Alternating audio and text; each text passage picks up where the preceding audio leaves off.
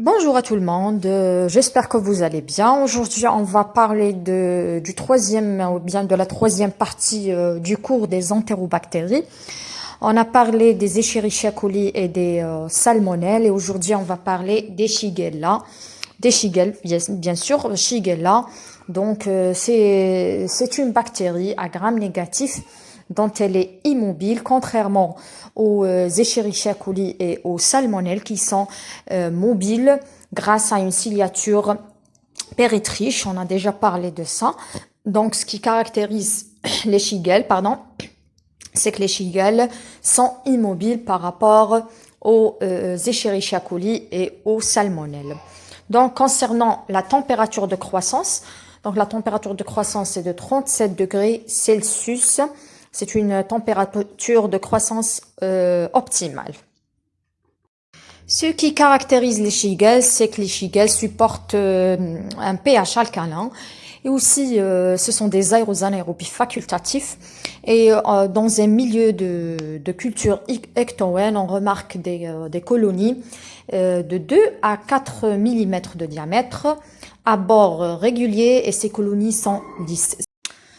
Passons maintenant au caractère biochimique des Shigelles. Donc, les Shigelles fermentent le glucose sans production de gaz et n'utilisent ni le lactose ni le saccharose comme source d'énergie, bien sûr. Et aussi, il n'y a pas de production de H2S et pas d'utilisation de citrate. Et maintenant, on va parler des produits élaborés par ces Shigelles. Bon, parmi les produits élaborés, on a deux toxines, les endotoxines et les exotoxines. Si on parle des endotoxines, ce sont les lipopolysaccharides des bactéries gram négatifs.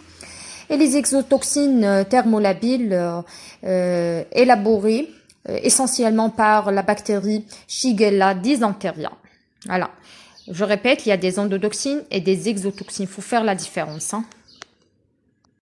Les shigelloses étant donné que ce sont des infections qui sont localisées au niveau des intestins, donc la coproculture est utilisée pour le diagnostic bactériologique. Il y a aussi des milieux de culture sélectifs qui sont utilisés comme la gélose ectoène.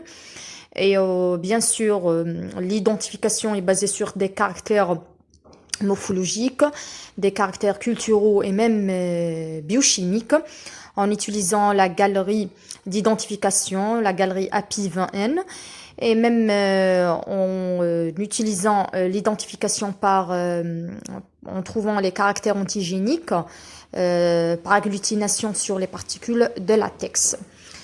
Voilà. Et tout ça pour déterminer les sérovars responsables, qui sont responsables. Je vous remercie pour votre attention.